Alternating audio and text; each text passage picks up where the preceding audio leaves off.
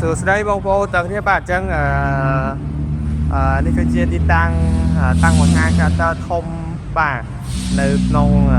ទស្សនការកដាលបាទនៅភ្នំពេញបងប្អូនបាទអញ្ចឹងនៅទីនេះមានត្រាក់ទ័រគ្រប់ស៊េរីគ្រប់ model បងប្អូនបាទជាពិសេសគឺ model បាទ5E model 5E គឺមាន4 model បងប្អូនបាទមាន4 model បងប្អូនមាន50 55E បាទ50 65E 50 75E និង50 60E បងប្អូនបាទអញ្ចឹងតកតងជាមួយនឹង 5E បាទមាន4 model បងប្អូនបាទមាន4 model បាទប៉ុន្តែ model ដែលបងប្អូនអត់ដែលឃើញនៅតាមដែលវិជាកសិករប្រើប្រាស់គឺ model 50 90E បាទព្រោះវាកម្លាំងសេះមានកម្លាំងសេះរហូតដល់90សេះបងប្អូនបាទអញ្ចឹងមិនសូវជាឃើញទៅតាមវាស្រេចទេប៉ុន្តែគេប្រើនៅក្នុងវិស័យឧស្សាហកម្មវិញបងប្អូនបាទតកតងជាមួយនឹង tractor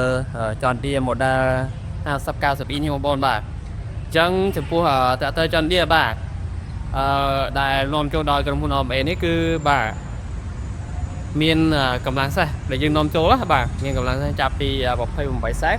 រហូតដល់410សេះបងប្អូនបាទអញ្ចឹង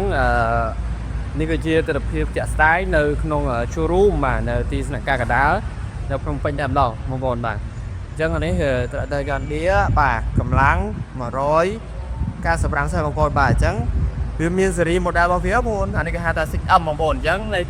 6ខាងមុខហើយកន្ទុយ M ហ្នឹងគេហៅថា 6M បាទអញ្ចឹងចំពោះលេខ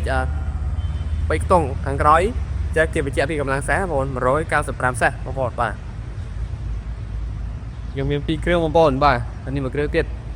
ធំមែនតើចំពោះ tractor John Deere បាទអញ្ចឹងបើសិនជាបងប្អូនចង់ដឹងព័ត៌មានអំពី tractor John Deere បងប្អូនអាច comment ខាងក្រោមវីដេអូបានណាបងប្អូនបាទ comment ខាងក្រោមវីដេអូបានបាទអញ្ចឹងបើចង់ដឹងអំពីលក្ខណៈសម្បត្តិលក្ខណៈពិសេសរបស់ tractor John Deere គ្រប់ model គ្រប់ series បងប្អូនអាច comment បានបងប្អូនបាទឬក៏បងប្អូនចង់សាកល្បងបាទ